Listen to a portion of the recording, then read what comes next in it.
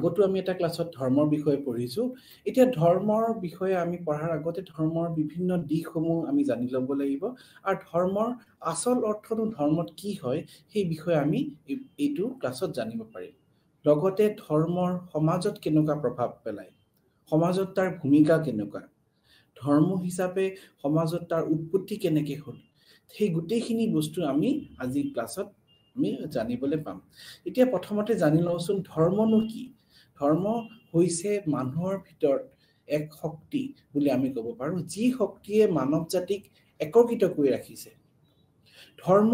বুলি সদায় মানুহে বিশ্বাস কৰে এনে শক্তি এনে ঐশ্বৰিক শক্তি যি শক্তিক আমি ধৰি লওক দেখা নাই কিন্তু অনুভৱ কৰিব পাৰো আৰু সেই শক্তিয়ে মানুহক হয়তো এনে কৰ্মৰ পৰা কৰিবলৈ যিসমূহ কৰ্ম সমাজৰ হিতৰ কাৰণে নহয় সেই সমূহ কৰ্মৰ পৰা মানুহক বিৰত ৰাখে কাৰণ আমি ধৰ্মক অকল ধৰ্মীয় দিশৰ পৰা আমি কেতিয়াও চাব নোৱাৰো ধৰ্মৰ প্ৰসাৰ পৰিসৰ অতি বহল ধৰ্মই সমাজ এখনত সামাজিকভাৱে লোকসকলক বসবাস কৰি ৰখাত লগতে সমাজখন যাতে সুস্থিৰভাৱে চলিব পাৰে তাৰ কাৰণে ধৰ্মই অতিকে প্ৰয়াস কৰি আহিছে এতিয়া আমি যদি ধৰ্মৰ সংজ্ঞাৰ বিষয়ে আলোচনা কৰিব যাওঁ তেতিয়া দেখা পাম ধৰ্মৰ সংজ্ঞা বিভিন্ন ধৰণে বিভিন্ন বিষয়ে আলোচনা কৰিছে এতিয়া আমি যদি মানে জেমছ ফ্ৰেজাৰ্ছৰ যদি মানে আমি তেওঁৰ যোনটো সংজ্ঞা দিছে সেই বিষয়ে যি শক্তিয়ে মানুহৰ বা ওপৰত superior to the power of man এনে শক্তি যিসমূহ মানুহে ঢুকি নাপায় আৰু যিসমূহ শক্তিয়ে মানুহক হয়তো ডাইৰেক্ট বা ইনডাইৰেক্ট ভাৱে তেওঁক আচৰণসমূহ নিয়ন্ত্ৰণ কৰি ৰাখিছে এনে শক্তি যাৰ শক্তিৰ কাৰণে মানুহে যিসমূহ এনে কৰ্ম হয়তো তেওঁৰ সমাজৰ হিতৰ কাৰণে নহয় সেই কৰ্মৰ পৰা তেওঁলোকক বিৰত ৰাখে এইকাৰণে আমি ক'ব পাৰো ধৰ্ম হৈছে এনে শক্তি যিসমূহ শক্তিয়ে মানুহক তেওঁৰ অন্য এনেকুৱা কৰ্ম কৰিবলৈ প্ৰেৰণা যোগায় যি কৰ্ম হয়তো সমাজৰ হিতৰ কাৰণে আৰু যিসমূহ শক্তি হয়তো ডাইৰেক্ট বা ইনডাইৰেক্ট ভাৱে মানুহৰ আচৰণ নিয়ন্ত্ৰণ কৰে গতিকে আমি ধৰ্মৰ পৰিসৰ অতি বহল বুলি ক'ব পাৰো লগতে আমি যদি আৰু এটা ডেফিনিশ্যন চাওঁ ধৰ্মৰ সংজ্ঞা চাওঁ স্মিথ নামৰ নৃতত্ত্ববিদ নাইবা আমি সমাজ তাত্ত্বিকসকলে যিসমূহ ডেফিনিশ্যন দিছে তাৰ ওপৰত স্মিথৰ ডেফিনিশ্যনটো যদি চাওঁ তেওঁ কৈছে ধৰ্ম হৈছে এনে শক্তি যিসমূহ ঐশ্বৰিক শক্তিৰ ওপৰত আমাৰ যি ভৰসা তাকে ভৰসাকে ধৰ্ম বুলি কৈছে আৰু সেই শক্তিয়ে আমাক নিজে নিয়ন্ত্ৰণ কৰাৰ লগতে আমি শক্তিসমূহ কেনেকৈ সন্তুষ্ট কৰিম তাৰ বিভিন্ন কৌশল বা উপায় হৈছে ধৰ্ম যেনেকৈ আমাৰ ধৰ্মসমূহত বিভিন্ন ধৰণৰ কৌশল আছে বিভিন্ন ধৰণৰ ৰিচুৱেলছ আছে যাৰ জৰিয়তে আমি উপাসক দেৱতাসকলক সন্তুষ্ট কৰিবলৈ বিভিন্ন সময়ত প্ৰয়াস কৰি আহিছো যেনে আমি স্যাক্ৰিফাইস ৰিচুৱেলছ আছে তাৰ লগতে কিছুমান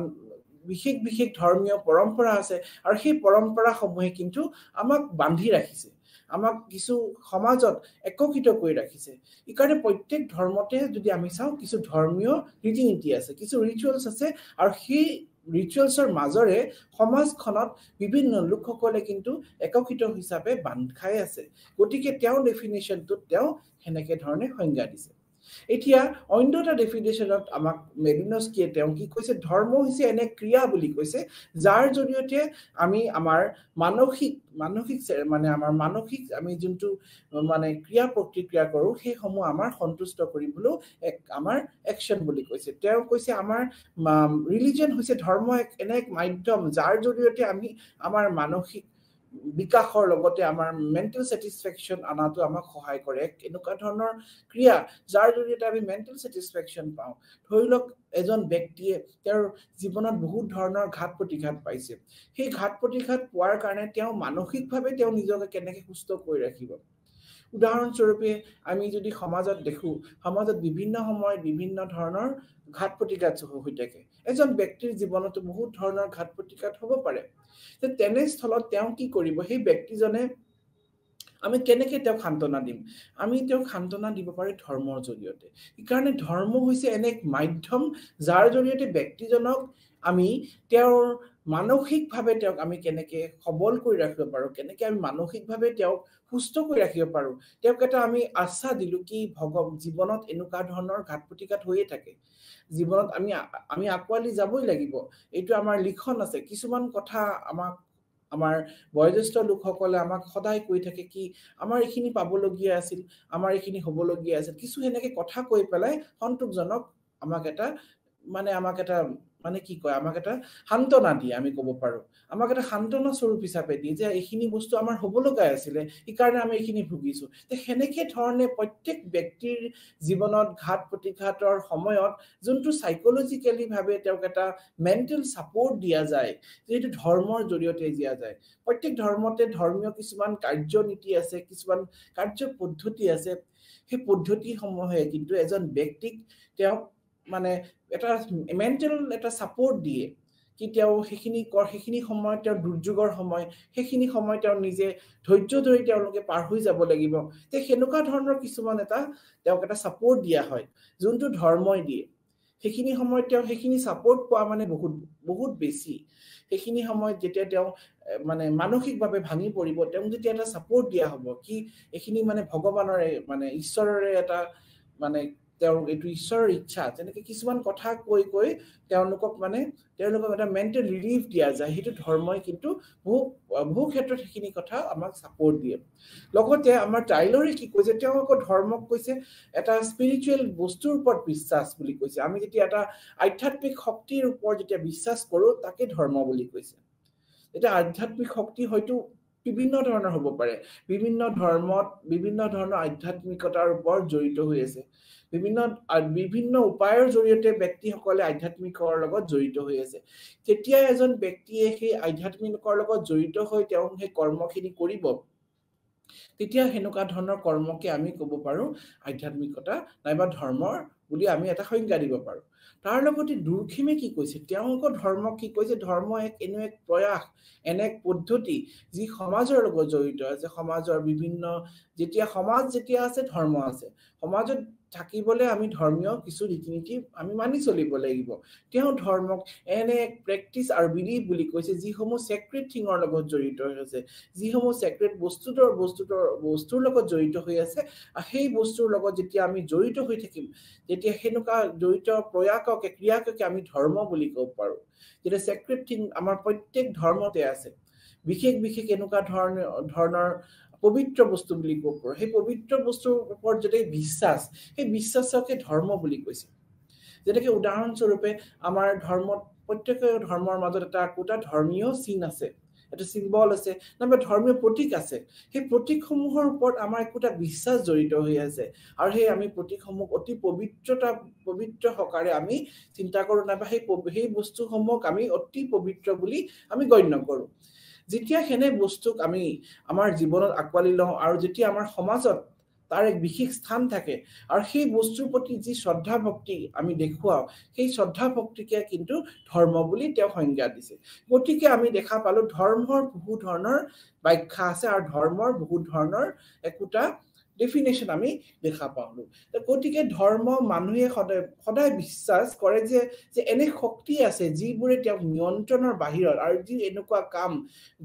কাম কৰে যিবোৰৰ ওপৰত কোনো নিয়ন্ত্ৰণ নাই। গতিকে আমি ধৰ্মক এনে শক্তি বুলি ক'ব পাৰো যিসমূহ মানুহৰ কন্ট্ৰলৰ বাহিৰত। এনে ধৰণৰ চুপাৰনেচাৰেল শক্তি, যিসমূহ শক্তি মানুহৰ কন্ট্ৰলৰ বাহিৰত, নাইবা সেনে শক্তিক আমি কেতিয়াও নিজে কন্ট্ৰল কৰিব কেতিয়াও নোৱাৰো। আদিম হওক বা আধুনিকেই হওক, এনে শক্তিৰ ওপৰত বিশ্বাস আছে। এই শক্তিসমূহ অপ্ৰাকৃতিক শক্তি বুলিও কোৱা হয়। অৰ্থাৎ এনে শক্তি যিবোৰত মানুহৰ নিয়ন্ত্ৰণৰ বাহিৰৰ, যিবোৰৰ কোনো সন্তোষজনক ব্যাখ্যা নাই, যিসমূহ শক্তি অপ্ৰাকৃতিক বা চুপাৰ নেচাৰেল বুলি আমি কওঁ,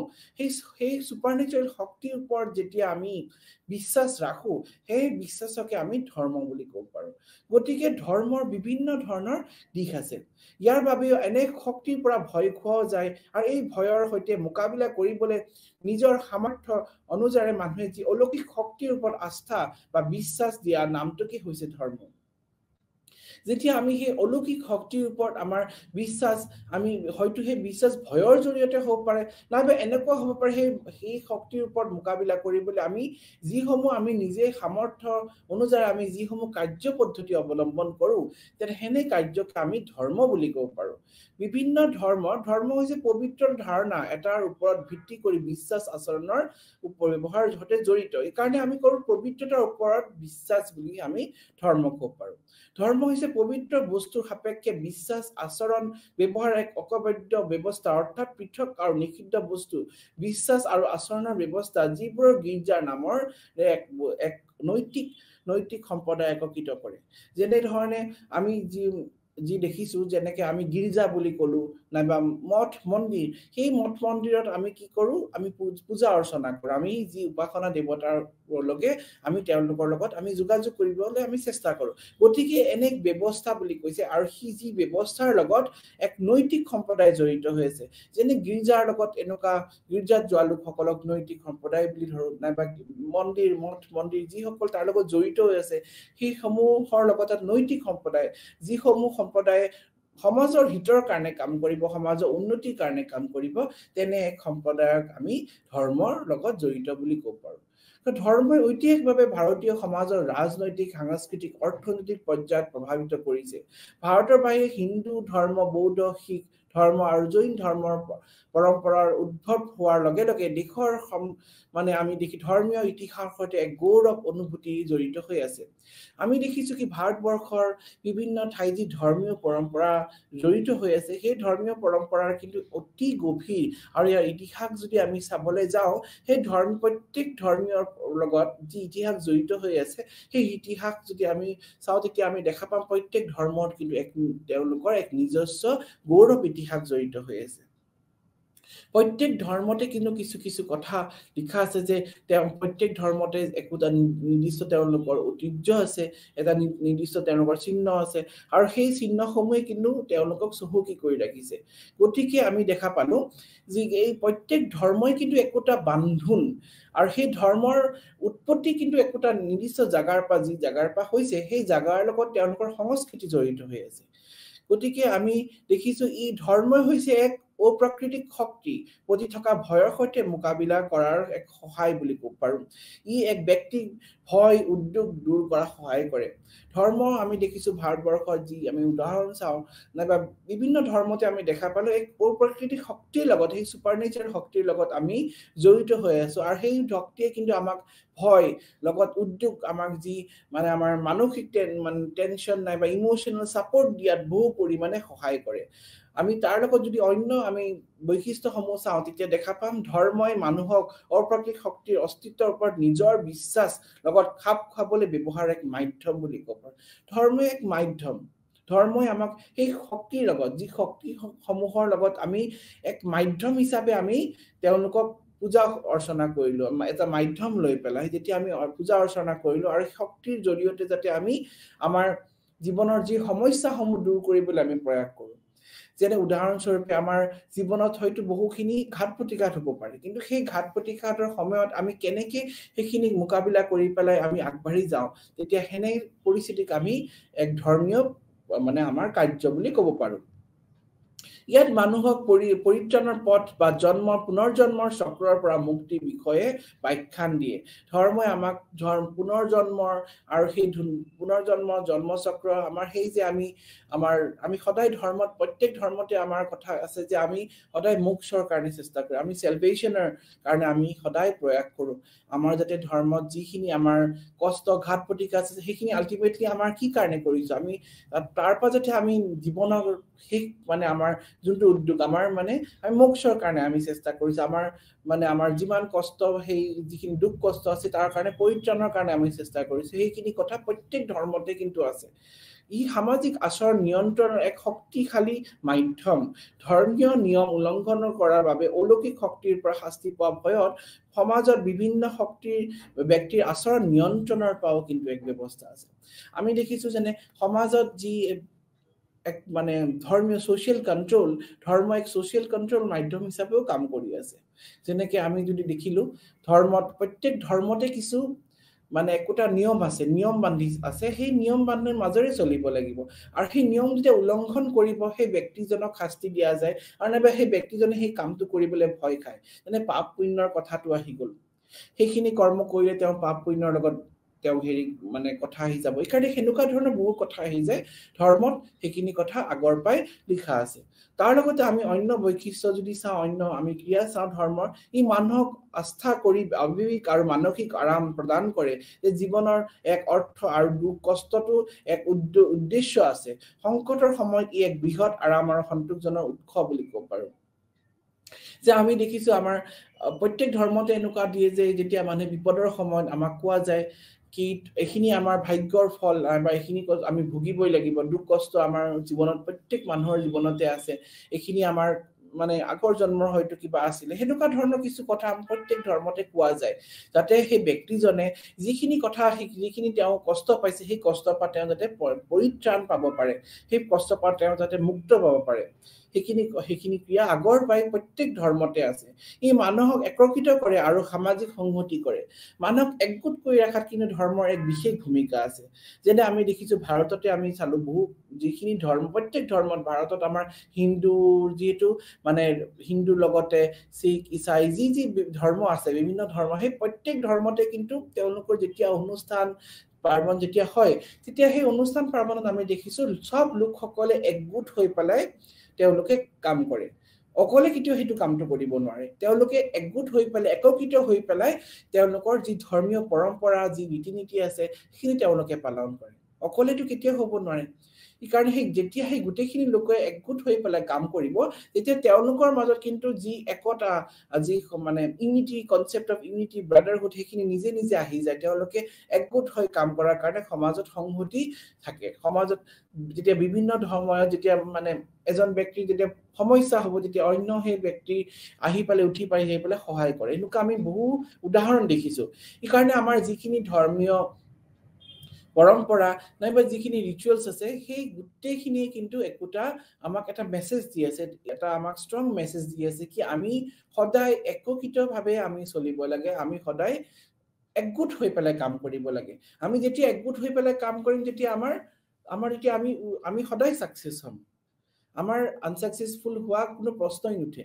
ইকাৰণে আমাক ধৰ্মই এইটো কথা সদায় শিকাইছে কি আমি সদায় একগোট হৈ কাম কৰিব লাগে সংহতিৰ লগত কাম কৰিব লাগে ভাৰতত বেছিভাগ ইংৰাজী ভাষী পশ্চিমীয়া দেশতকৈ ধৰ্ম অধিক ৰাজহুৱাভাৱে দৃশ্যমান হয় আমি যেনেকৈ উদাহৰণ স্বৰূপে দেখিছো ভাৰতত যেতিয়া আমি অন্য পশ্চিমীয়া দেশতকৈ ধৰ্মৰ প্ৰতি বেছি তেওঁলোকে ৰাজহুৱাভাৱে বেছি দৃশ্যমান হোৱা দেখা যায় ভাৰতবৰ্ষক ধৰ্মৰ প্ৰধান দেশ বুলি কোৱাই আছে কি আমি সদায় ধৰ্মৰ লগত জড়িত হৈ আছো এটো মই ক'ব বিচাৰা নাই যে বেলেগ দেশত ধৰ্ম নাই কিন্তু আমাৰ দেশত অতি ধৰ্মীয় লোকসকল বেছি ধৰ্মৰ বাবে বেছি তেওঁলোকে আকৰ্ষিত আৰু ধৰ্মৰ কাৰণে বহু ধৰণৰ হয়তো কেতিয়াবা এনেকুৱা ঘটনাও হোৱা আমি দেখিছো পবিত্ৰ আৰু পবিত্ৰ বুলি ভাব অসংখ্য ঠাই বিষয়ে বিবেচনা কৰাটো এক স্পষ্ট হৈ পৰে উদাহৰণ স্বৰূপে ভাৰতত আশ্ৰম মঠ বা এনেকুৱা ধৰণৰ বহু স্থান আছে য'ত পণ্ডিত বা সন্যাসীয়ে মন্দিৰ আৰু গংগা নদীৰ দৰে নিৰ্দিষ্ট দৃশ্য বৃহৎ সম্প্ৰদায় থাকে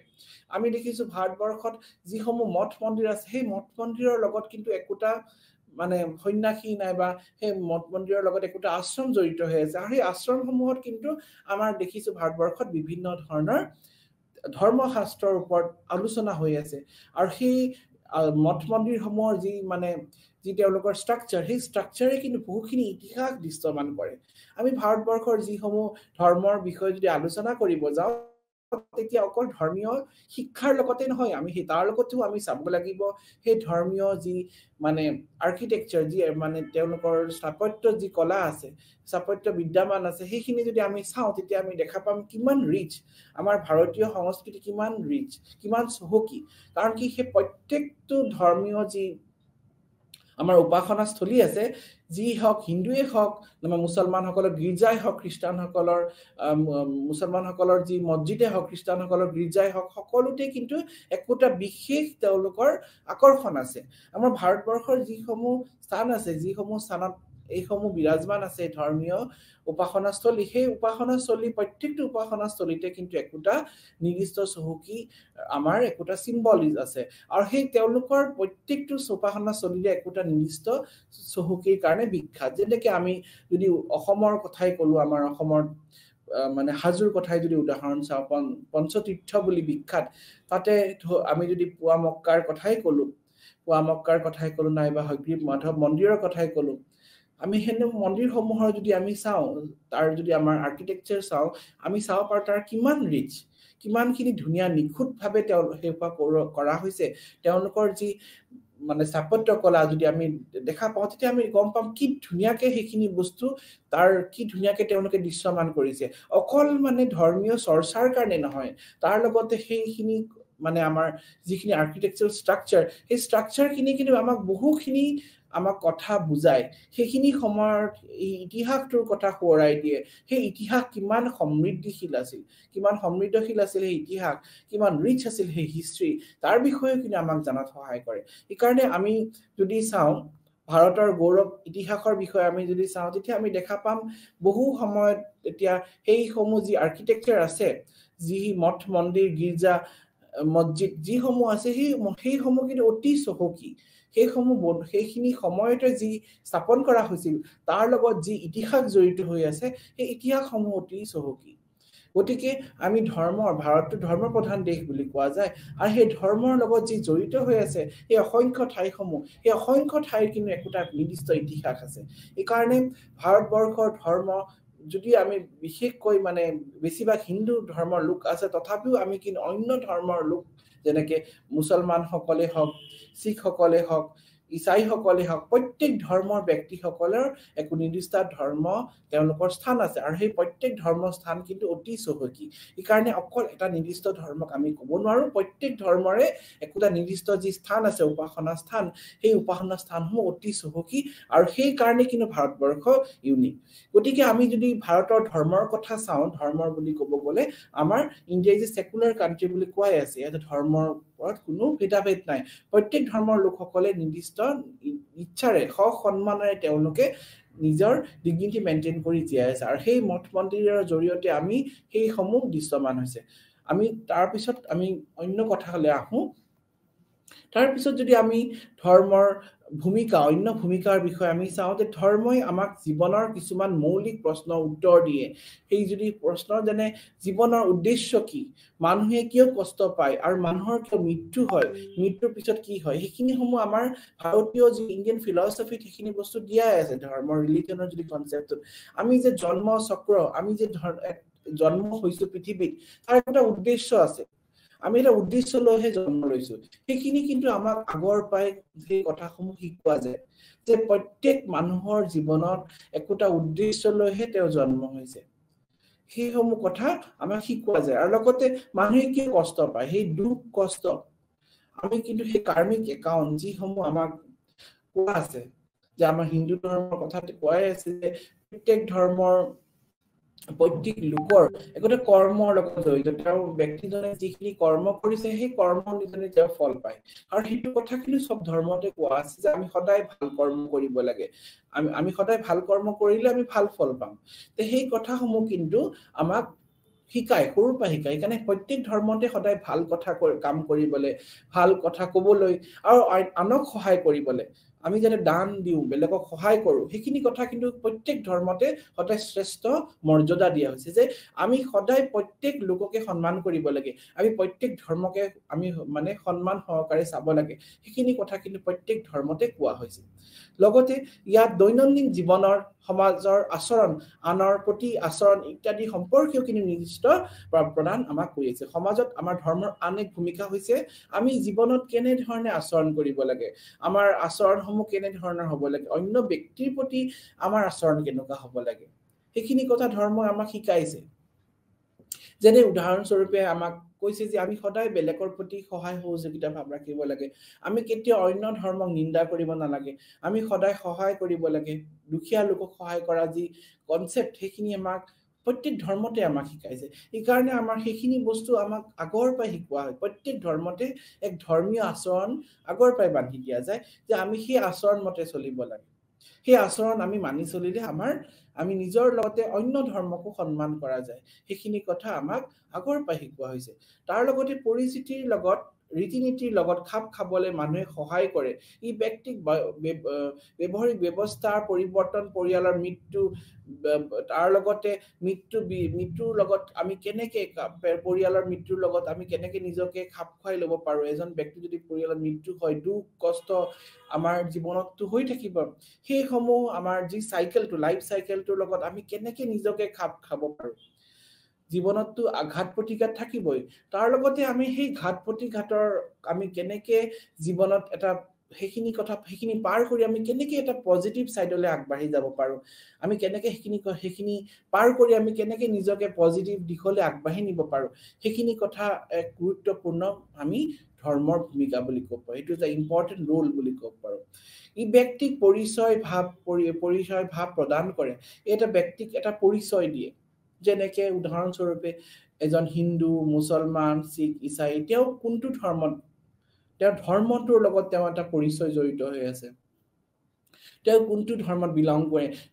তেও হিন্দুৱে হয় নে তেও মুছলমানে হয় নে তেও শিখে হয় তেও কোনটো ধৰ্মত তেও হয় সেইখিনি তেও কিন্তু আমি কেনেকে চাব পাৰিম তেও হেতু আমি তেও এটা পৰিচয় প্ৰদান কৰে তেও এটা আইডেন্টিটি দিয়ে বুলি আমি ক'ব পাৰো সেই আইডেন্টিটিটো কোনে দিয়ে ধৰ্মই দিয়ে ধৰ্মই তেওক এটা বিশেষ আইডেন্টিটি প্ৰদান কৰে তাৰ লগতে জীৱনৰ মূল্যবোধ আৰু নৈতিকতা ৰক্ষাৰ সংৰক্ষণৰ এক ফলপ্ৰসূ উপায় বুলি ক'ব পাৰো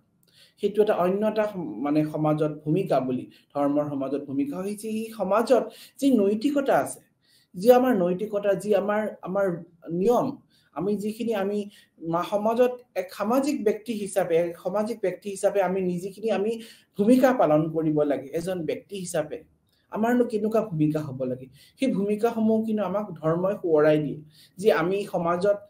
আমাৰ ভূমিকা কেনে হ'ব লাগে আমি লোকৰ প্ৰতি কেনেকুৱা ধৰণে বেলেগৰ প্ৰতি আমাৰ কেনেকুৱা ধৰণৰ ৰোলটো হ'ব লাগে আমি সদায় যে সৎপথত চলিব লাগে সমাজৰ নিয়মখিনি মানি চলিব লাগে কাৰণ কি সমাজ কাৰ কাৰণে হৈছে সমাজ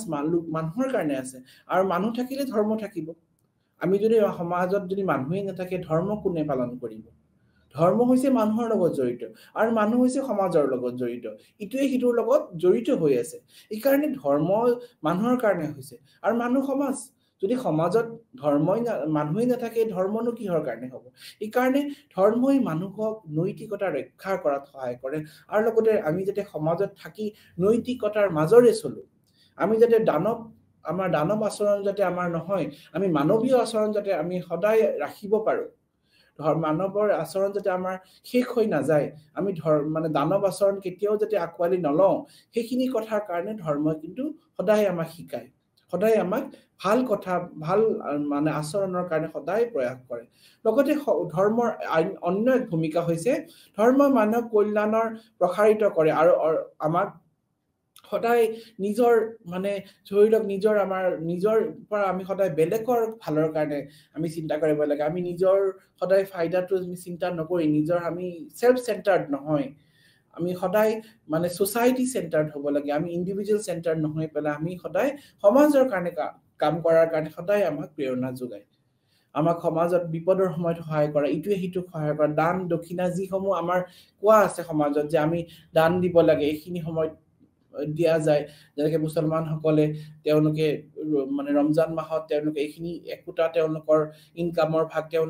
তেওঁলোকে এইখিনি দান দিব লাগে সেইখিনি কথা অকল মানে মুছলিম সমাজতে নহয় হিন্দু সমাজতো সেইখিনি কথা দিয়া আছে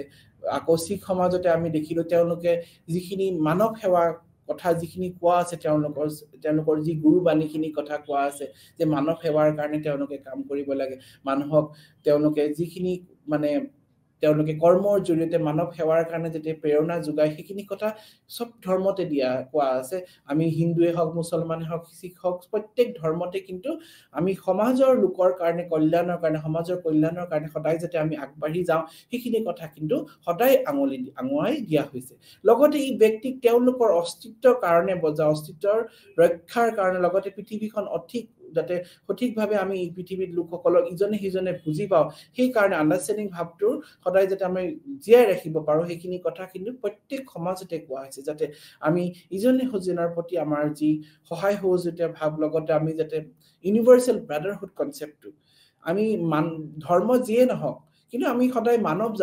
জাতিৰ কাৰণে কল্যাণৰ কাৰণে যোনটো আমাৰ প্ৰয়াস হেতু কিন্তু প্ৰত্যেক ধৰ্মতে কৈছে যে আমি অকল মানৱ জাতিৰ কল্যাণৰ কাৰণে চিন্তা কৰিব লাগে আমি অকল নিজৰ স্বাৰ্থ আত্মকেন্দ্ৰিক নহৈ পেলাই আমি যাতে সমাজৰ উন্নতিৰ কাৰণে সমাজৰ এককিতৰ কাৰণে লগতে সমাজত আমি ইউনিভাৰ্সেল ব্ৰাদাৰহুডৰ কাৰণে যাতে সমাজৰ প্ৰত্যেক ব্যক্তিৰে কল্যাণ হওক সেই কাৰণে আমি চিন্তা কৰিব লাগে আৰু সেইটো কথা সমাজত আগৰ পৰাই কোৱা হৈছে তাৰ লগতে আমি দেখিছো কিছুমান ধৰ্মত কিছু আমাৰ ধৰ্মীয় পৰম্পৰা জড়িত হৈছে আৰু ধৰ্মত আমি দেখিছো কিছু আচৰণ ব্যৱহাৰ আছে আমি প্ৰতিটো ধৰ্ম এক গোটৰ আচৰণ ব্যৱহাৰ আৰু লগত জড়িত হৈ আছে যেনে প্ৰত্যেক ধৰ্মতে আমি দেখিছো ধৰ্মীয় কিছু আচৰণ ব্যৱহাৰ আছে যেনেকে মুছলমান সকলৰ তেওঁলোকে ৰমজান মাহত যিটো তেওঁলোকে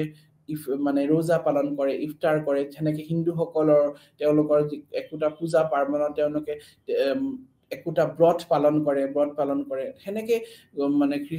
খ্ৰীষ্টান ধৰ্ম সকলৰ লোকসকলৰ তেওঁলোকৰ গুড ফ্ৰাইডে একোটা তেওঁলোকৰ ধৰ্মীয় পৰম্পৰাৰ মাজৰে তেওঁলোকে চৰে খ্ৰীষ্টমাছত তেওঁলোকৰ একোটা ধৰ্মীয় পৰম্পৰা আছে আৰু হেনে ধৰণৰ তেওঁলোকৰ আচৰণ বিধি আছে সেই আচৰণ বিধিসমূহ প্ৰত্যেক ধৰ্মতে কিন্তু দেখুৱা আছে আৰু প্ৰত্যেক ধৰ্মৰ একোটা নিৰ্দিষ্ট চিন আছে সেই সিম্বল আছে সেই ধৰ্মীয় সিম্বলৰ সৈতে আমি কিন্তু চিনাক্তকৰণ কৰো একোটা ধৰ্ম যেনেকে খ্ৰীষ্টান সকলৰ ধৰ্ম আছে একোটা সিম্বল আছে ক্ৰছ হিন্দু সকলৰ আছে ওম চিহ্নটো হেনেকে মুছলমান সকলৰ যেনেকে অৰ্ধচন্দ্ৰ সিম্বলটো হেনেকে প্ৰত্যেকটো ধৰ্মৰে কিন্তু একোটা নিৰ্দিষ্ট সিম্বল জড়িত হৈ আছে তাৰ লগতে আমি যদি চাও ধৰ্মৰ যি অৰ্থ সেই অৰ্থ অতি বহল ধৰ্মই মানুহক জটিল পৰিস্থিতিৰ লগত মানে মোকাবিলা কৰিবলৈ সহায় কৰে আমি জটিল পৰিস্থিতি যাতে আমি বিভ্ৰান্তি নহয় আমি জটিল পৰিস্থিতি যাতে নিজকে খাপ খুৱাই আমি সেইখিনি সময়ত নিজকে আগবাঢ়ি যাব পাৰো আমি জটিল পৰিস্থিতিত আমি কোনো বিচলিত নহয় জটিল পৰিস্থিতি যাতে আমি কোনো ধৰণে মানে এনেকুৱা ধৰণৰ নহয় যে জটিল পৰিস্থিতি আমি ভাঙি নপৰো সেইটো এটা কিন্তু এক গুৰুত্বপূৰ্ণ কথা যোনটো ধৰ্মই পালন কৰি আহিছে বিভিন্ন ধৰ্মই সমাজৰ বাবে কেইবাটাও কাম কৰিছে ইয়াৰ অন্তৰ্গত আছে জীৱনক অৰ্থ আৰু উদ্দেশ্য প্ৰদান কৰা আমাৰ জীৱনত যি উদ্দেশ্য আছে আমি জীৱনত যে পৃথিৱীত যে জন্ম লৈছো আমাৰ এটা উদ্দেশ্য আছে হয়তো আমি সেই সমাজৰ কাৰণে কোটা কাম কৰিব লাগিব আমি অকল নিজৰ কাৰণে ভাবিলে নহব কিন্তু সেইটো কথা ধৰ্মই আগৰ পৰাই আমাক শিকাই দিয়ে কি আমি সদা আমি প্ৰত্যেক মানুহে একোটা উদ্দেশ্য লৈ জন্ম লৈছে আৰু সেই উদ্দেশ্য পূৰণ কৰাটোই হৈছে ব্যক্তিজনৰ লক্ষ্য লগতে সামাজিক একত্ৰিত আৰু স্থিৰতাৰ শক্তিশালী কৰে সমাজত একতাৰ প্ৰতীক বুলি আমি ক'ব পাৰো ধৰ্ম হৈছে একতাৰ প্ৰতীক যেনেকে উদাহৰণ স্বৰূপে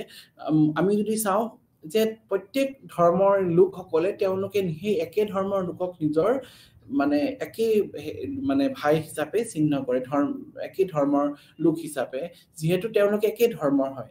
যেনেকে আমি অকল এক ধৰ্ম বুলি নাচাও আমি যদি চাও যে প্ৰত্যেক ধৰ্মীয় লোকসকলে যেহেতু তেওঁলোকৰ একে ধৰ্মৰ লোকসকলক তেওঁলোকে ধৰ্মীয় ভাই হিচাপে চিহ্ন কৰে লগতে হেনেকে দৃষ্টিপা যদি চালে তেওঁলোকে সমাজখনত একতাৰ বান্ধনত বান্ধ খায় তেওঁলোকৰ একে ধৰ্মৰ লোকক যেতিয়া কিবা প্ৰবলেম নাই বা সমস্যাত তেওঁলোকে সন্মুখীন হৈছে তেতিয়া কি কৰে সেই লোকসকলে আহি পেলাই সহায় কৰে সেই লোকসকলৰ যাতে একতাটো ভংগ নহয় তেওঁলোকৰ সেই একতাৰ স্থিৰতাৰ মানে বজাই ৰাখিব তেওঁলোকে সদায় প্ৰয়াস কৰে যেনেকে উদাহৰণ স্বৰূপে আমি দেখিছো যি একে ধৰ্মৰ লোকসকল যে একে অঞ্চলত যেতিয়া বসবাস কৰিব তেতিয়া তেওঁলোকৰ যেতিয়া বিভিন্ন ধৰ্মীয় পৰম্পৰা ধৰ্মীয় যেতিয়া ফাংচন হ'ব তেতিয়া তেওঁলোকে একগোট হৈ পেলাই আহি যায় একগোট হৈ পেলাই একেলগে কাম কৰে আৰু সেইটোৱে কিন্তু তেওঁলোকক এক শক্তিশালী সংগঠিত শক্তি হিচাপে মানে গঢ়াত সহায় কৰে মই অকল এটা ধৰ্মৰে নকও কিন্তু ধৰ্ম এজে হ'ল আমাক যদি চাও ধৰ্মই আমাক একতাৰ বান্ধোন আনাত সহায় কৰে এটো হিন্দুৱে হওক মুছলমানে হওক খ্ৰীষ্টানে হওক যেতিয়াই ধৰ্মীয় যদি মানৱ ধৰ্ম যেতিয়া আমি শ্ৰেষ্ঠতাৰ খাৰিত লৈ আনো অন্য কথা আমি বাদ দি পেলাই যেতিয়া আমি মানৱতাক যোনটো প্ৰত্যেক ধৰ্মৰে এটা আইডল আমি মানৱ সেৱাটো যে প্ৰত্যেক ধৰ্মতে কোৱা আছে যেতিয়া আমি সেই দৃষ্টিকোণৰ পৰা চাও তেতিয়া কিন্তু আমাৰ অন্য কথা জাতি ভেদ সেইবিলাক সব পাহৰি যাওঁ ইকাৰণে ধৰ্মই যদিও মানে একে ধৰ্মৰ লোকসকলক প্ৰতি যিটো টানটো বেছি কিন্তু যেতিয়া যদি আমি মানৱ ধৰ্ম বুলি কথাটো আহি যায় তেতিয়া কিন্তু আমাৰ অন্য কথা আমি এইখিনি কথাত আহি নপৰে তেতিয়া আমাৰ মানৱ ধৰ্মকে আমি শ্ৰেষ্ঠতা প্ৰদান কৰো আৰু তেতিয়া সেইখিনি সময়ত আমাৰ সমাজত একতাৰ বান্ধোনত সমাজখন আগবাঢ়ি যোৱাত সহায় কৰে লগতে আচৰণ সামাজিক নিয়ন্ত্ৰণৰ এক এজেন্ট হিচাপে কাম কৰে ধৰ্মই যেনেকে যিসকল ধৰ্মত বিশ্বাস কৰা লোকসকলে আমি সাধাৰণতে দেখিছো তেওঁলোকে সদায় কি কৰে তেওঁলোকে সদায় এনেকুৱা কাম কৰিবলৈ ভয় খায় যিসমূহ তেওঁলোকৰ মানে হয়তো মানে সেইখিনি সমাজৰ হিতৰ কাৰণে নহয় তেওঁলোকে এনেকুৱা কাম কৰিব নোৱাৰে হয়তো এইখিনি কাম কৰিলে তেওঁলোকে জানে জীৱনত যেতিয়া আমি দেখিছো বিভিন্ন সময়ত তেওঁলোকে মানসিক চাপত ভুগিব লগা হয় বিভিন্ন সময়ত তেওঁলোকে মানসিক চাপত ভুগিব লগা হয় আৰু কেতিয়াবা কেনেকুৱা বহুত ধৰণৰ ঘটনাও ঘটি যায় বহুত ধৰণৰ ঘটনা এনেকুৱা ঘটি যোৱা দেখিছো গতিকে হেনেকুৱা পৰিস্থিতিত সেই ব্যক্তিজনক কেনেকেনো মেন্টেল সাপোৰ্ট দিব হেতু কিন্তু এটা ধৰ্মৰ এক গভীৰ দায়িত্ব ধৰ্মই ব্যক্তিজনক মানসিক এটা সাপোৰ্ট দিয়ে মেন্টেল এটা সাপোৰ্ট দিয়ে সেই ব্যক্তিজনক যাতে তেওঁ মানে মেন্টেলি এটা ষ্ট্ৰং থাকে তেওঁ সেইখিনি বিপদৰ সময়ত এটা সাপোৰ্ট দিলে কি এইখিনি বস্তু এইখিনি হ'ব লগাই আছে এইখিনি হৈছে তেওঁ সেইখিনি সময়ত তেওঁক এটা সাপোৰ্ট দিয়া নিচিনা হল যে সেইখিনি বস্তু আমাৰ আগৰ পৰাই প্ৰি ডিটাৰমাইন কাৰণে আমাক হৈছে আৰু নাইবা প্ৰত্যেক মানুহৰ জীৱনত এইখিনি ভুগিবই লাগিব এইখিনি আমাৰ আগৰ পৰাই কোৱা আছে যে আমাৰ এইখিনি কৰ্ম আছে আমি কৰ্ম অনুযায়ী আমি এইখিনি ফল পাইছো তে সেই কিছুমান কথা আমাক মানসিকভাৱে কিন্তু আমাক এটা সাপোৰ্ট দিয়ে যদিও সেইখিনি কথা সঁচা মিছা হেতু কথা আমি ক'ব নোৱাৰো সেই যুক্তিত আমি নাযাও কিন্তু আমি দেখিছো কি সেইখিনি কথাই এজন ব্যক্তিক মানসিক সুস্থতা ৰাখিবলৈ সহায় কৰে যাতে ব্যক্তিজনে ভাঙি নপৰে সেইখিনি সময় যাতে তেওঁ মানে এটা সাপোৰ্ট পায় যাতে তেওঁ সেইখিনি সেই কৰ্মটো তেওঁ আগুৱাই যাবলৈ তেওঁ এটা প্ৰয়াস তেওঁ এটা সাপোৰ্ট সিস্টেম পায় লগতে তেওঁ এটা শাৰীৰিকভাৱে তেওঁ এটা মানে সাপোৰ্ট পায় আমাৰ ধৰ্মত আমাৰ প্ৰত্যেক ধৰ্মতে আমি কিছুমান এনেকুৱা ধৰণৰ মানে আমি দেখিছো কিছু ক্ৰিয়া কৰো সেই ক্ৰিয়াসমূহ কিন্তু আমাক মেন্টেল হেলথটো ৰাখাটো সহায় কৰে যেনেকে মেডিটেশনটোকে আমি চাও মেডিটেশনটো কিন্তু ইজ ওয়ান ওয়ে অফ আমাৰ এটা মেন্টেল হেলথ ৰাখাত মানে এটা গুড মেন্টেল হেলথ ৰাখাত সহায় কৰে আমি যিখিনি আমি একশন আমি কৰো সেইখিনি কিন্তু আমাক সহায় কৰে লগতে আমি প্ৰত্যেক ধৰ্মতে যি উপাসনাত আমি প্ৰে কৰো আমি যেতিয়া প্ৰেয়াৰ কৰো যেতিয়া আমি প্ৰাৰ্থনা কৰো সেই প্ৰাৰ্থনা কৰোতে সময়ত আমাৰ মাইন্ডটো যেটা মানে অন্য বস্তুলে নাভাবি আমি যেতিয়া এটা মানে ঐশ্বৰিক শক্তি যি নেদেখা শক্তিলে আমি যিখিনি তেওঁ মানে উপাসনা কৰো তেতিয়া আমাৰ মনটো স্থিৰতা ভাৱ আহে আমাৰ মনটো এইখিনি এটা ব্যালেন্স ষ্টেটত আহি যায় এটা আমি সেইখিনি মনটোৰ আমি গুটি অন্য কথাখিনি পাহৰি আমি সেইখিনি সময়ত মনটো এটা কেন্দ্ৰবিন্দুত আনিব যেতিয়া আমি পাৰো তেতিয়া আমাৰ মানসিক সুস্থতা নিজে নিজে আহি যাব আমি এটা মেন্টালি আমি ব্যালেন্স ৰাখিব পাৰিম নিজৰ মনটো সেইখিনি সময়ত আমি অন্য কথা পাহৰি পেলাই আমাৰ মনটো আমি স্থিৰতাৰ দিশত আমি আনিব পাৰিম গতিকে এইটো এটা গুৰুত্বপূৰ্ণ কথা আমি যোনটো জানিলো যে সমাজত অকল মানে অন্য দিশৰ পৰা আমি কেতিয়াও মানে মেন্টেল সাপোৰ্ট পাও কিন্তু আমাৰ যোনটো ধৰ্মই কিন্তু আমাক বহুখিনি কথাত সহায় কৰে বিশেষকৈ যেতিয়া আমি দেখিছো এজন এটা পৰিয়ালত যেতিয়া কোনোবা এজন ঢুকালে তেতিয়া সেই ঢুকুৱাৰ সময় তেতিয়া তেওঁ সেইজন অন্য ব্যক্তিসকলৰ মনত যেতিয়া কোটা মেন্টেল তেওঁ ট্ৰমাত থাকিব তেওঁ মেন্টেল এটা টেনচনত থাকিব তেওঁ মেন্টেল দুখত থাকিব ইমোশনাল আনষ্টেবল থাকিব তেতিয়া সেই ব্যক্তিজনক কিন্তু কি হয় সেই ব্যক্তিজনক এটা সাপোৰ্ট দিয়া হয় যে লোকসকল আহে যিখিনি মানে ধৰ্মীয় ৰীতিনীতিখিনি কৰে সেইখিনি কিন্তু একোটা সেই ব্যক্তিজনক যাতে আকৌ সমাজত সোশ্যালাইজ কৰা এটা প্ৰয়াস বুলি আমি ক'ব পাৰো তাৰপিছত যে 10-15 দিনলৈকে যিখিনি আমাৰ কৰ্ম চলি থাকে প্ৰত্যেক ধৰ্মতে আছে কিছু যিখিনি ক্ৰিয়া প্ৰক্ৰিয়া আমাৰ ধৰ্মৰ লগত জড়িত হৈ আছে সেই ক্ৰিয়া প্ৰক্ৰিয়াসমূহ কিন্তু আমাৰ সেই ব্যক্তিজনক সেই নতুনকে যাতে তেওঁ সোসাইটিৰ লগত এডজাস্ট কৰিব পাৰে সেইটোৰ লগত কিন্তু জড়িত হৈ আছে ব্যক্তিজনে যাতে নতুনকে নিজকে খাপ খুৱাব পাৰে নতুনকে যাতে তেওঁ মানে সমাজত এই নতুন পৰিৱৰ্তনটোৰ লগত তেওঁ যাতে নিজকে খাপ খুৱাব পাৰে সেইটো এটা গুৰুত্বপূৰ্ণ কথা বুলি আমি ক'ব পাৰো কাৰণ কি সেইখিনি সময়ত তেওঁ এটা সুস্থতা পৰিস্থিতি নাথাকে তেওঁ মানে কি কৰিব কি নকৰিব এনেকুৱা এটা পৰিস্থিতি থাকে যেতিয়া তেওঁ ঘৰত কিবা ট্ৰেজেডি ঘটি গল তেতিয়া সেইখিনি দিনখিনি সেই 10-12 দিনখিনি তেওঁ নিজকে কেনেকে ষ্টেবল কৰিব হেতুৰ কিন্তু এটা হেল্প কোনে দিয়ে হে অন্য লোকসকলে দিয়ে কোন লোকসকলে দিয়ে তেওঁৰ পৰিয়ালৰ লোক হ'ব পাৰে নাইবা সমাজৰ অন্য লোক হ'ব পাৰে সেই লোকসকলে আহি পেলাই সেই ব্যক্তিজনক এটা সাপোৰ্ট দিয়ে এই ব্যক্তিজনক এটা সাপোৰ্ট দিয়ে যোনটো সাপোৰ্টে তেওঁক আকৌ নতুনকে এই যোনটো চেঞ্জেস আহিল তেওঁৰ লাইফত যোনটো পৰিৱৰ্তন আহিল সেই পৰিৱৰ্তনটোৰ লগত নিজকে খাপ খুৱাই পেলাই যাতে চলিব পাৰে তাৰ কাৰণে সহায় কৰে সেই পৰিৱৰ্তনটোৰ লগত যাতে নিজকে লগতে সমাজৰ অন্য দিশসমূহৰ লগত নিজকে যাতে তেওঁ এডজাস্ট কৰিব পাৰে তাৰ কাৰণে সহায় কৰে এই কাৰণে মানে আমাৰ ধৰ্মই বহুত ভূমিকা পালন কৰি আহিছে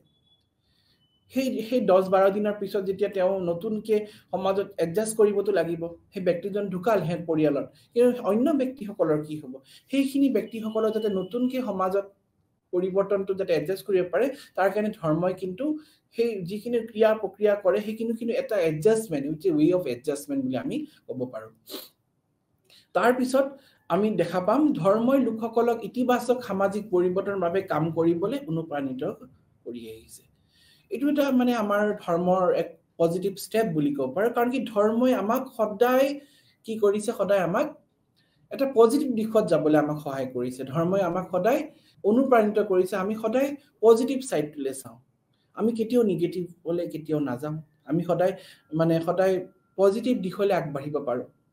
আমি সদায় পৰিৱৰ্তনক আমি যাতে সদায় পজিটিভ দিশলৈ পজিটিভ সাইডৰ পৰা চাও যিটো পৰিৱৰ্তন হৈছে যিটো চেঞ্জেস হৈছে সেইটো আমি সদায় ভালৰ কাৰণে হৈছে আমাক এটো কোৱাই যায় কি আমি যিখিনি আমাৰ চেঞ্জেস হৈছে এই চেঞ্জেসটো যাতে আমাৰ ভালৰ কাৰণে হৈছে এই চেঞ্জেসটো আমাৰ it is for the benefit of us এটো আমাৰ নট অনলি ফৰ দ্য আমাৰ কাৰণে but for the entire family হেনুকা ধৰণৰ যি কথাসমূহ আমাৰ যেতিয়া আমাৰ জীৱনৰ যেতিয়া দুখৰ সময়ত আমাক কোৱা যায় নাইবা যিসমূহ আমাৰ ধৰ্মৰ গ্ৰন্থত লিখা আছে কি এই প্ৰত্যেকটো লোকৰ যিখিনি আমাৰ মানে আমি যেনেকুৱা কাম কৰিছো আমি হেনুকা ধৰণৰ ফল পাম সেইখিনি কথাখিনি আমাক এটা মানে আমাক শান্তনা দিয়ে লগতে আমাক সদায় কয় কি আমি ভাল কাম কৰিবলৈ আমাক সদায় প্ৰেৰণা যোগায় ধৰ্মৰ প্ৰত্যেক ধৰ্মতে আমাক কৈছে কি আমি সদায় কি কৰিব লাগে ভাল কাম কৰিব লাগে ভাল কাম কৰিলে আমাৰ ভাল হ'ব আৰু বেয়া কাম কৰিলে আমাৰ হয়তো আমি বেয়া ফল পাম আমাক সদায় পজিটিভ সাইডটোলে আমাক সদায় যাবলৈ ধৰ্মই সদায় কৈ আহিছে আৰু সেই পজিটিভ সাইডটোলে যোৱাৰ কাৰণে হয়তো আমাক সদায় প্ৰেৰণা যোগায় ধৰ্মই গতিকে ধৰ্ম হৈছে এনেকুৱা বস্তু যিটোৱে সকলোৰে নিজৰ ধৰণে আৰু নিজৰ নিজস্ব ৰীতি-নীতিৰ জৰিয়তে পালন কৰে কিন্তু ধৰ্মৰ আসল অৰ্থ যদি আমি চাব যাওঁ ধৰ্ম হৈছে আমাক ইউনিভাৰ্সাল ব্ৰাদাৰহুডৰ কথা শিকায় আমাক শান্তিৰ কথা শিকায় শান্তিৰে মিলিজুলি যাতে আমি চলিব পাৰো তাৰ কাৰণে আমাক সদায় শিকাই ৰাখিছে এতিয়া আমি ধৰ্মৰ তত্ত্বসমূহৰ বিষয়ে আমি জানি যাওঁ ধৰ্মৰনো কেনেকৈ উৎপত্তি হ'ল আৰু ধৰ্মৰ কথাটো আমাৰ কেনেকৈ মানৱ মনৰ মাজত আহিলে সেই বিষয়ে যদি আমি তত্ত্বৰ বিষয়ে চাওঁ তেতিয়া আমি প্ৰথমটো আমি জানিম পাৰিম এই তত্ত্বটো হৈছে আমাৰ টাইলৰে দিছে ইবি টাইলৰে যোনটো সংজ্ঞা দিছে তেওঁৰ কিতাপত প্ৰিমিটিভ কালচাৰত তেওঁ কৈছে কি ধৰ্মৰ শব্দ অৰ্থটো কৰ পৰা আহিলে তেওঁ ধৰ্মৰ উৎপত্তি কৈছে এটা শব্দৰ পৰা তাৰ পৰা হৈছে এনিমিজম শব্দৰ পৰা তেওঁ ধৰ্ম তুলনা কৰি চাইছে আৰু এনিমিজম কনসেপ্টে হৈছে আত্মাৰ ওপৰত বিশ্বাসটোৱে হৈছে ধৰ্ম যেতিয়া আদিম লোক সময়ৰ প্ৰায় লোকসকলে সদায় আত্মাৰ ওপৰত বিশ্বাস কৰিছিল আৰু আমি দেখিছিলো যে আত্মাটোৰ এটা যোনটো এটা শক্তি আছে সেই শক্তি হয়তো বিষয় এতিয়াও মানুহে মানে বিতংভাৱে জানিব পৰা নাই গতিকে তেওঁৰ তত্ত্বটো তেওঁ কৈছে এনিমিজম থিওৰিটো তেওঁ দিছে সেই থিওৰিটোৰ মতে কৈছে কি তেওঁ কৈছে আমাৰ আত্মাটোৰ ওপৰত বিশ্বাসে হৈছে ধৰ্ম আত্মাটোৰ ওপৰত যেতিয়া আমাৰ মানুহসকলৰ যেতিয়া বিশ্বাস আছিল সেইটোৱে পিছত ধৰ্মলৈ পৰিৱৰ্তন হ'ল ধৰ্মৰ উৎপত্তি হৈছে আত্মাৰ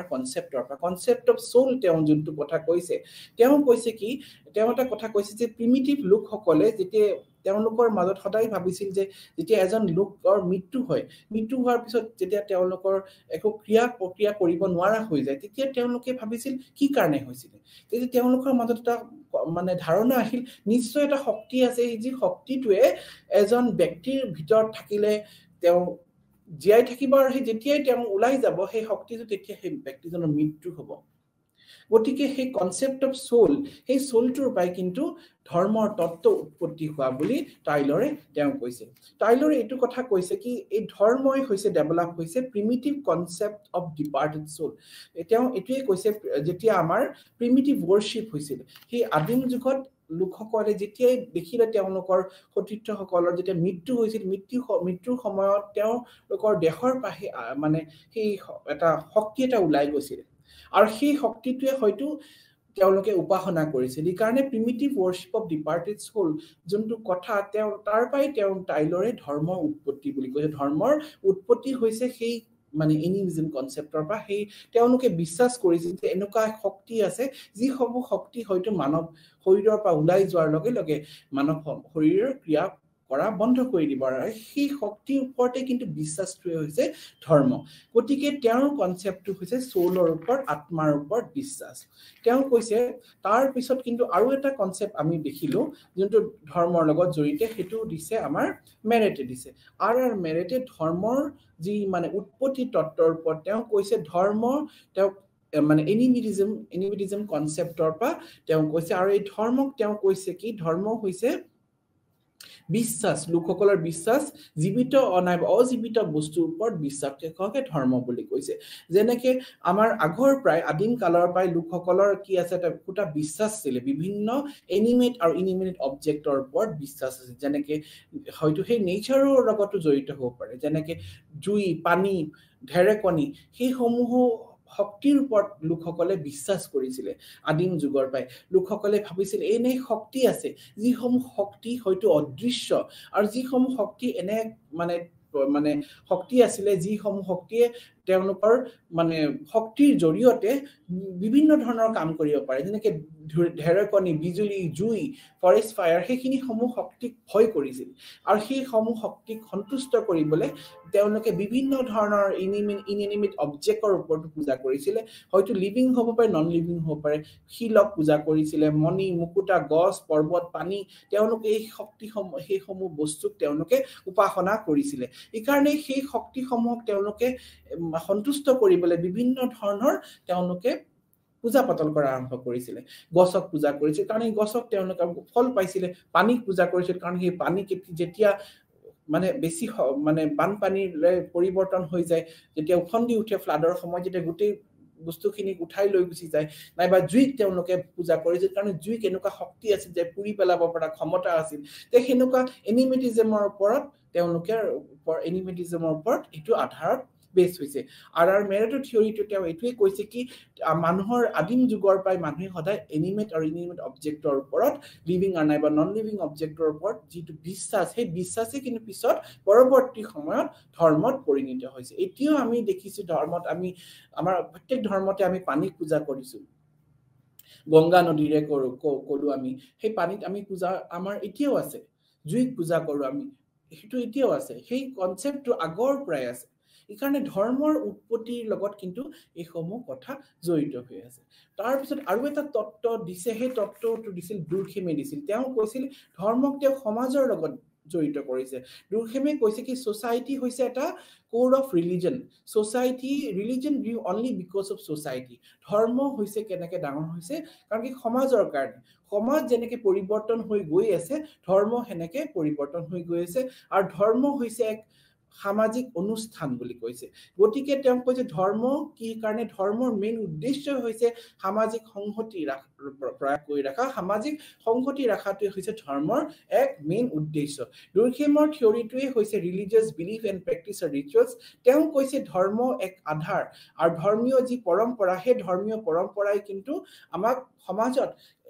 একতাৰ বান্ধনত বান্ধুৱাই ৰাখিছে এই কাৰণে তেওঁ গোটেই থিওৰিটো হৈছে সোশিয়োলজিক্যাল থিওৰি যোনটো তেওঁ দিছে সেইটো তেওঁ ধৰ্মক সমাজৰ দিশৰ পৰা সামাজিক দিশৰ পৰা তেওঁ অধ্যয়ন কৰি চাইছে তেওঁ কৈছে যে ধৰ্ম হৈছে সমাজৰ লগত জড়িত সমাজৰ ব্যক্তিৰ লগত জড়িত আৰু ধৰ্ম হৈছে এক সামাজিক অনুষ্ঠান আৰু সেই অনুষ্ঠানত বিভিন্ন ধৰণৰ ক্ৰিয়া প্ৰক্ৰিয়া থাকিব পাৰে আৰু সেই ক্ৰিয়া প্ৰক্ৰিয়াৰ জৰিয়তে আমি সমাজখনক বান্ধি ৰাখিছো পাপ পুণ্য যি আমাৰ সমাজত যি আগৰ পৰাই চলি আছে যি পাপ পুণ্যৰ বিচাৰ যে আমি এটো কাম কৰিলে ভাল এটো কাম কৰিলে বেয়া সেই কিন্তু কিহৰ কাৰণে জড়িত হৈছে সমাজৰ কাৰণে জড়িত হৈছে এই কাৰণে সমাজেহে ধৰ্ম সৃষ্টি কৰিছে ধৰ্মই সমাজ নহয় যোনটো তেওঁ ধাৰণা তেওঁ সেইটো কথাই কৈছে কি সমাজে ধৰ্ম সৃষ্টি কৰি পেলাই সমাজত লোকসকলক একগোট বান্ধোনত বান্ধি ৰাখি পেলাই একতাৰ শৰীৰত যে একতাৰ শাৰীত যি বান্ধোন ৰাখিছে সেইটো কিন্তু আমাৰ ধৰ্মৰ এক গুৰুত্বপূৰ্ণ ভূমিকা ক'ব পাৰো গতিকে আমি যিখিনি কথা আলোচনা কৰিলো সেইখিনি কথাৰ পৰা আমি এইটো গম পালো কি ধৰ্মৰ পৰিসৰ অতি বহল ধৰ্মই মানুহক সামাজিকভাৱে একতাৰ শাৰীত বান্ধি ৰাখিছে ধৰ্মই আমাৰ আচৰণ নিয়ন্ত্ৰণ কৰিছে আৰু ধৰ্মই আমাক বহু দিশৰ পৰা আমাক আগবাঢ়ি যাবত সহায় কৰিছে ধৰ্মই প্ৰত্যেক ধৰ্মতে আমাক এইটো কথা শিকাইছে কি আমি সদায় নৈতিক দিশত আগবাঢ়িব লাগে আমি সদায় পজিটিভ সাইডৰ পৰা চাব লাগে আৰু ধৰ্মৰ উৎপত্তি হৈছে সমাজৰ উন্নতিৰ কাৰণে সমাজৰ হিতৰ কাৰণে কোনো ধৰ্মতে কেতিয়াও কোৱা নাই কি আমি অন্য ধৰ্মক নিন্দা কৰিব লাগে আমি সদায় প্ৰত্যেক ধৰ্মতে এইটো কথা কোৱাই হৈছে কি আমি সদায় একতাৰ শাৰীত বান্ধ খাই ৰাখিব লাগে আমি সদায় ইজনে সিজনক সহায় কৰিব লাগে সেইটো কথা প্ৰত্যেক ধৰ্মতে কোৱা হৈছে এই কাৰণে ধৰ্মীয় যি ৰীতি-নীতি সেই ৰীতি-নীতিৰ পৰা আমি এইটো কথাই আমি স্পষ্টকৈ জানিব পাৰো কি প্ৰত্যেক ধৰ্মৰ ৰীতি-নীতি কিন্তু সমাজৰ লগত জড়িত হৈ আছে এই সমাজ নাথাকিলে ধৰ্ম ক'ত থাকিব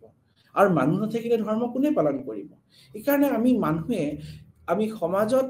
ধৰ্মৰ পালন কৰি পেলাই সমাজত একতাৰ শাৰীত আমি সদায় আগবাঢ়িব লাগে একতাৰ বান্ধোনত আমি সদায় আগবাঢ়িব লাগে ধৰ্মই আমাক সেইটো কথা আগৰ পৰা শিকাইছে গতিকে ধৰ্ম আমি ক'ব যাওঁ যদি ধৰ্ম হৈছে এনে শক্তিৰ ওপৰত বিশ্বাস যিসমূহ শক্তিক আমি নেদেখা শক্তি যিসমূহ শক্তিৰ উপাসনা কৰি আমি সবৰ মংগলৰ কাৰণে চিন্তা কৰিব লাগে ধৰ্ম হৈছে এনে বিশ্বাস যিসমূহ বিশ্বাসে আমাক বান্ধ খুৱাই ৰাখিছে যিসমূহ বিশ্বাসে আমাক একগোট কৰি একতাৰ শাৰীৰে আমি বান্ধ খাই আমি যাতে সমাজৰ কল্যাণৰ কাৰণে যাতে আমি আগবাঢ়ি যাব পাৰো সেইটোৰ কাৰণে আমাক ধৰ্মই সদায় আমাক প্ৰেৰণা যোগাইছে গতিকে ধৰ্মৰ আমি যদি চাওঁ ধৰ্মৰ পৰিসৰ অতি বহল ধৰ্মই আমাক সদায় সৎ পথত যাবলৈ আমাক শিকায় ধৰ্মই আমাক সদায় পজিটিভ সাইডত আমাক আগবাঢ়িব শিকায় ধৰ্মই আমাক সদায় আমাৰ আচৰণ বিধি নিয়ন্ত্ৰণ কৰাত সহায় কৰে আৰু সেই ক্ৰিয়া প্ৰক্ৰিয়াৰ জৰিয়তে কিন্তু ধৰ্মই সমাজখন বান্ধি ৰাখিছে এখন সমাজ য'ত ধৰ্ম নাই আমি কেতিয়াও কল্পনা কৰিব নোৱাৰো যি সমাজত ধৰ্মৰ অবিহনে সমাজ এখন কেতিয়াও আগবাঢ়ি যাব নোৱাৰে যি সমাজত ধৰ্ম নাই সেই সমাজৰ একো অস্তিত্ব নাই আমি যদি চাওঁ যি সমাজত ধৰ্ম নাই সেই সমাজৰ কোনো অস্তিত্ব নাই বুলি আমি ক'ব পাৰো কাৰণ ধৰ্মই আমাক কি শিকায় ধৰ্মই আমাক সদায় এইটো শিকাইছে কি আমি সমাজত সদায় ভেদাভেদ পাহৰি আমি সদায় একতাৰ বান্ধোনত বান্ধ খাই আমি যাব লাগে এই কাৰণে যিসমূহ থিয়ৰি আমি দেখিলো সেই থিয়ৰিতকৈ দেখাৰ শেষত আমাৰ যি দুৰ্খেমৰ থিয়ৰিটো আমি দেখিলো তেওঁ যোনটো আগবঢ়াইছে তেওঁ কৈছে আমি সোসাইটিত যিটো থাকিব লাগে সোসাইটি থাকিব লাগিব এই কাৰণে আমাৰ ধৰ্মক তেওঁ সামাজিক অনুষ্ঠান হিচাপে তেওঁ গণ্য কৰিছে ধৰ্ম হৈছে কাৰ কাৰণে মানুহৰ কাৰণে আৰু সমাজত যদি ধৰ্মক লৈ বেবিচাৰ চলে তেতিয়া সমাজখননো কেনেকৈ চলিব আমি কেতিয়াও ধৰ্ম লৈ কেতিয়াও আমি কেতিয়াও ইজনে সিজনৰ লগত কাজিয়া হাইপেচাল কৰিব নালাগে ধৰ্মক আমি সদায় আকস্থান দিব লাগে কিন্তু সেইটো নহয় যে ধৰ্মৰ কাৰণে আমি ইজনে সিজনক মাৰপিট কৰো আমি ধৰ্মক সদায় আগবঢ়াই নি পেলাই লগতে আমি মানৱ ধৰ্মক সদায় শ্ৰেষ্ঠতা সদায় দিব লাগে গতিকে আমাক ধৰ্মই সদায় শিকাই ৰাখিছে কি আমি সদায় ইজনে সিজনক সহায় কৰিব লাগে আৰু ধৰ্মৰ আমাৰ মেইন উদ্দেশ্য হৈছে সামাজিক নিয়ন্ত্ৰণ যি নিয়ন্ত্ৰণৰ জৰিয়তে সমাজখন সুচাৰুভাৱে চলাত আমাৰ সহায় হয় যি নিয়ন্ত্ৰণে আমাক কি শিকাব আমি যাতে একগোট হৈ পেলাই চলিব পাৰো আমি সমাজৰ ইজনে সিজনক সহায় কৰিব পাৰো সেইখিনি কথা আমাক প্ৰত্যেক ধৰ্মতে আমাক শিকাইছে প্ৰত্যেক ধৰ্মতে এইখিনি কথা আমাক কৈছে কি আমি মানে অতি ব্যক্তিগত নহয় আমি সদায় সমাজৰ দিশৰ পৰা আমি চাব লাগে আমি সদায় ইন্ডিভিজুৱেল চেন্ট্ৰিক নহয় আমি সদায় সোসাইটি চেন্ট্ৰিক হ'ব লাগে সমাজৰ কাৰণে আমি ভাবিব লাগে যি ব্যক্তিয়ে সদায় সমাজৰ কাৰণে কাম কৰে সেই ব্যক্তিক সদায় সমাজে সন্মান সহকাৰে সদায় তেওঁলোকক স্থান দিয়ে সন্মান তেওঁলোক সেই ব্যক্তিৰ অতি বেছি গতিকে প্ৰত্যেক সমাজতে কিন্তু আমাৰ এইটো কথা শিকাইছে কি আমি সদায় ইজনে সিজনক সহায় কৰো সেই কথা প্ৰত্যেক সমাজতে কোৱা হৈছে আৰু সেইখিনি কথাই আমাৰ কিন্তু ধৰ্মৰ গ্ৰন্থবিলাকত দিয়া আছে আমি দেখিছো ভাৰতবৰ্ষ এক ধৰ্মৰ দেশ ভাৰতবৰ্ষৰ যি লোকসকলে ধৰ্মৰ ওপৰত বিশ্বাস কৰে সেই ধৰ্মৰ প্ৰত্যেক ধৰ্মতে কিন্তু সেইটো কথা কৈছে কি আমি সদায় নৈতিকতাৰে আগবাঢ়িব লাগে আমি সদায় ইজনে ইজনক সহায় কৰিব লাগে আমি সদায় এনে ভাব ৰাখিব লাগে যে আমি সদায় ভাই ভাই আমাৰ হেনুকা ধৰণৰ কথাটো প্ৰত্যেক ধৰ্মৰ গ্ৰন্থতে দিয়া আছে আৰু ধৰ্মৰ গ্ৰন্থসমূহত এইখিনি কথা সদায় উল্লেখ কৰিছে কি আমি ইজনে সিজনক সহায়ৰ মাধ্যমৰে আমি সমাজখন আগবঢ়াই নিব লাগে আমাৰ সেই কথাসমূহ প্ৰত্যেক ধৰ্মৰ এক নিৰ্দিষ্ট বাণী বুলি আমি কওঁ ধৰ্মীয় যি বাণীসমূহ সেই বাণীত কোৱাই আছে গতিকে এই ধৰ্মৰ উৎপত্তি হৈছে সমাজৰ উন্নতিৰ কাৰণে সমাজৰ ভালৰ কাৰণে সমাজৰ যাতে কোনো মানে কষ্ট নহয় সমাজৰ লোকসকলৰ যাতে একো বেয়া নহয় সেইটো কাৰণে সদায় ধৰ্মই চিন্তা কৰে এই কাৰণে আমি দেখিছো ধৰ্মৰ যি উদ্দেশ্য সেই উদ্দেশ্যসমূহ আলটিমেটলি কি হয় সমাজৰ হিতৰ কাৰণে ultimately it help in the development of the society সমাজৰ যেতিয়া উন্নতি হ'ব তেতিয়াহে আমাৰ মানে ধৰ্ম থাকিব মানুহ অবিহনে ধৰ্ম কেনেকৈ থাকিব এই কাৰণে আমি আদিম যুগৰ পৰা যি আমি থিওৰিখিনি কথা আমি কৈছিলো সেই প্ৰত্যেক থিওৰিতে আমি দেখিছো মানুহে এই ঐশ্বৰিক শক্তিৰ ওপৰত যি বিশ্বাস সেই বিশ্বাসকে ধৰ্মৰ নাম দিছে আৰু এই ঐশ্বৰিক শক্তি কিন্তু নেচাৰ আলটিমেটলি আৰু সেই নেচাৰক তেওঁলোকে পূজা কৰিছিলে নেচাৰক তেওঁলোকে উপাসনা কৰিছিলে সেই নেচাৰক উপাসনা কৰি পেলাই পিছত সেই ধৰ্মত পৰিণত হ'ল যেনেকৈ আত্মাৰ ওপৰত কথা ক'লো জুই পানী পৰ্বত সেই সমূহৰ ওপৰত শক্তিৰ ওপৰত বিশ্বাস এতিয়াও যোনটো আছে বৰ্তমানো আছে যেনেকৈ সেই সমূহৰ শক্তিৰ ওপৰত আমি বিশ্বাসে কিন্তু পিছৰ পৰ্যায়লৈ সেই ধৰ্মত পৰিণত হ'ল গতিকে ধৰ্মীয় বিশ্বাসসমূহ কিন্তু আমি যদি চাওঁ তাৰ পৰিসৰ অতি বহল আৰু বৰ্তমান সময়ত এখন আমি যদি ব্যক্তিসকলক ধাৰ্মিক বুলি কওঁ সেইটো একো বেয়া নহয় ব্যক্তি সদায় সকল ধাৰ্মিক হ'ব লাগে ধাৰ্মিক হোৱাৰ লগতে তেওঁলোকে সমাজৰ কাৰণে সদায় কাম কৰিব লাগে এই কাৰণে আমাৰ প্ৰত্যেক ধৰ্মৰ যোনটো ধৰ্মবাণী যে সমাজৰ কাৰণে কাম কৰিব লাগে সেইটো আমি সদায় মানি চলিব লাগে গতিকে এইখিনি কথা কৈ পেলাই আজি মোৰ লেকচাৰটো সামৰি মাৰিলো নমস্কাৰ